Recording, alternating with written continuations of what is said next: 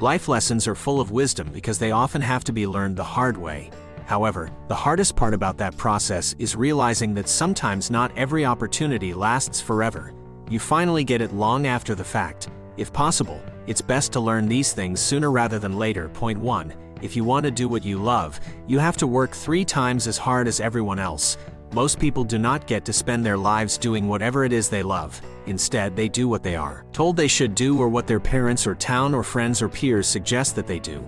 Or they simply pursue nothing close to their heart at all. But if you want to do what you love, you need to see that as a privilege, not an expectation. Those people are not the majority. So if that's what you truly want, you have to put in the work now. Point 2. Beneath anger is always fear. As the wise Yoda says, fear is the path to the dark side. Fear leads to anger, anger leads to hate, hate leads to suffering. Whenever we suffer, especially for long periods of time, at first we believe it is because of something outside of us, something we hate.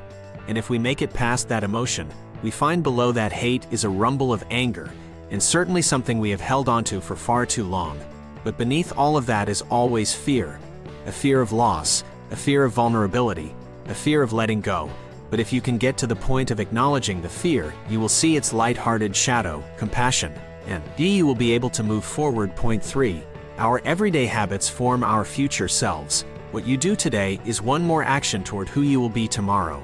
When that action is replicated over the course of a week, you begin to scratch the surface of change. When that action is replicated over the course of a month, you begin to notice a slight difference. When that action is replicated over the course of a year, or 2 years, or 5 years, you may no longer recognize yourself. You will have changed in that particular way completely. Do not underestimate the power of each and every small habit replicated over time. For good or bad, your habits determine who you will ultimately become. Point 4. Your emotions take practice. When we think about practice, we often talk in terms of skill. You practice the piano or you practice playing hockey. But the thing is, who you are emotionally also takes practice. You can practice humility, you can practice forgiveness, you can practice self-awareness and humor saint as easily as you can practice anger, resentment, drama, and conflict. Who you are emotionally is a reflection of the things you consciously or unconsciously practice. You were not born upset. You have merely practiced that emotion far more than you have, say, joy. Point 5. Everyone has his or her own agenda. This is quite a cliché phrase and is often said in a negative context, but I am using it differently. It is worth acknowledging that at the end of the day, we all must provide for ourselves. We all have our own dreams, goals, aspirations, families, close friends, and significant others, and we all want the same fundamental things. There are those you can trust, of course, but the best way to keep yourself rooted and at ease is to know that each and every person has his or her own agenda. You cannot control others. You cannot expect them to put you before themselves. And trying to do so may work for a period of time, but eventually the truth will rise to the surface. Instead, make it a point to address and help others move toward their own dreams as you request their help in moving toward yours. The relationship will more smoothly move in the right direction this way. Point 6. Achievement will never be as fulfilling as the journey. It is one thing to set a goal and enlist the help of others to see its achievement through. It is entirely another to sacrifice your own well-being and the well-being of those around you for that goal and its achievement. The high at the end is never worth the emotional strain that takes place to get there. If you are not able to enjoy the journey with those around you, then the end goal will become meaningless. Point 7. Working hard and laughter are not mutually exclusive. Building on the previous point, I never understood why people feel that laughing means not taking the matter at hand seriously. The best ideas come through ease. The best flow happens in moments of joy. The human connection begins with laughter, and to laugh while working or solving a problem is to be open to new possibilities. Some people never learn this, they become grumpy and old. But life is about having fun. And to have fun does not mean by default that you are not getting anything done. On the contrary, you can have fun and get more done than you ever thought imaginable. Remember, my friend, life's greatest lessons often come from the most unexpected places. It's up to you to embrace them, learn from them, and grow into a wiser and more fulfilled version of yourself. So, what actions from this video are you going to implement in your own life? Share your thoughts in the comments below, and remember to like this video, hit that subscribe button, and turn on the notification bell to join our community of intelligent and ambitious individuals. And if you found this video valuable, consider giving a tip proportional to the value received. The link can be found in the description. Thank you for watching, and until next time, stay curious and keep learning.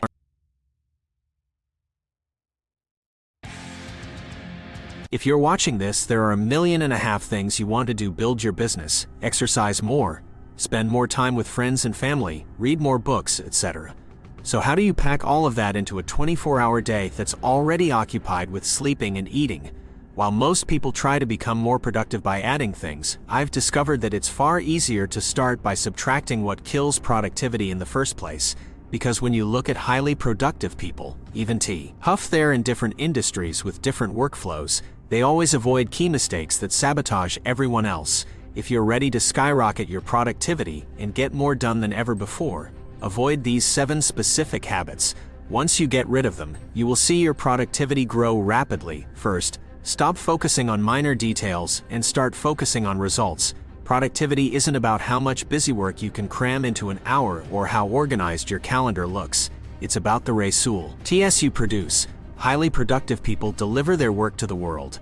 They have the courage to make things happen, and they act despite their fear. While it's important to focus on the process, don't overlook the results. Make sure your results are moving towards your goals. Once you start focusing on your output, your productivity will skyrocket. Next, avoid checking your devices first thing in the morning. 88% of people check their phone within the first hour of their day, and 55% of people check their email before they even go to work. Yet, it's one of the worst things you can do for focus, productivity, and motivation. Consuming useless information like social media, checking email, and responding to messages to start your day puts you in a state of reaction. Now you're flooded with stressors and urgent tasks before you even have a chance to work on your own goals. Instead, highly productive people take steps toward their goals before letting the demands of the day interfere. They focus their peak mental, emotional, and physical energy of the morning on their highest priorities, not checking Instagram or watching the news. To avoid those distractions, leave your phone on airplane mode when you sleep. Set a do not disturb mode so you don't get notifications for the first hour of your morning.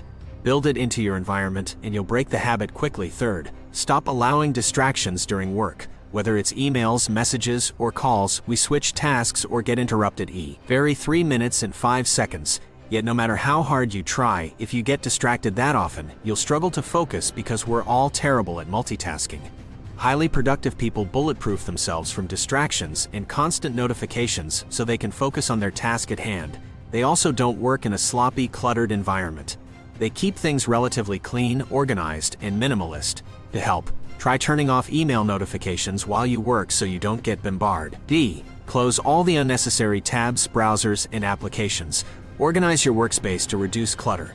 Don't listen to podcasts or radio stations while working. Instead, play the same song on repeat, which improves focus. Fourth, avoid working until exhaustion. While there are times you have to work late to finish a project, it's not a long-term recipe for success. Highly productive people don't work until there's nothing left in the tank. They know their cognitive abilities are limited, and they stop working once they feel their performance dipping. After all, you need to rest and recover to perform well the next day. Take regular breaks during the day to help you recover, re-energize, and refocus for better mental performance. Prioritize your tasks based on importance, not just urgency, so you can dedicate your peak hours to what will get you the most results. Fifth, don't work without priorities. Not everything on your to-do list is equally important. Highly productive people focus their energy on the most important tasks, not just the urgent ones. Before you start working, rank your tasks in order of importance so you can dedicate your best hours of each day to what will get you the most results. Learn to say no to requests or invitations that aren't aligned with your priorities. Always think about what's on your plate, what the 1 to 3 biggest priorities are, and what can wait. Sixth, stop finding time to do things. If you want something done, give it to a busy person. Highly productive people don't find time, they make time.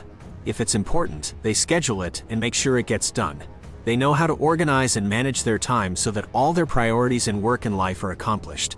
Instead of constantly postponing essential things, set them in your calendar and build your schedule around them. Lastly, avoid failing to set boundaries. Bragging about working 12-hour days isn't a sign of productivity, it's a sign of poor boundaries. Many people take on all kinds of projects that won't move the needle in their life or feel obligated to do things they don't want, draining their time and energy. Highly productive people set boundaries on their time and don't let lesser things take away from what's most important. They're not rude. If anything, they gain respect for showing they focus on the things, people, and activities that are most important to them. They also understand their workflow and schedule tasks accordingly. They know what helps them achieve their best work and what holds them back. To recap, productivity is about how much you create and deliver, not just finishing busy work. Don't overfocus on minor details like having the perfect calendar. Measure your results and your work will improve. Avoid checking your phone, emails, and social media first thing in the morning, which puts you in reaction mode.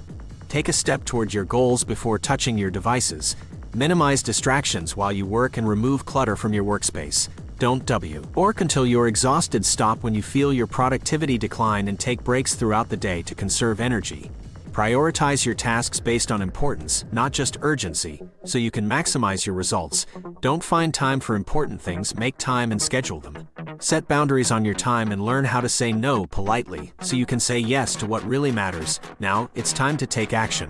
Which of these habits are holding you back from being highly productive? What P.S. will you take to eliminate them from your life?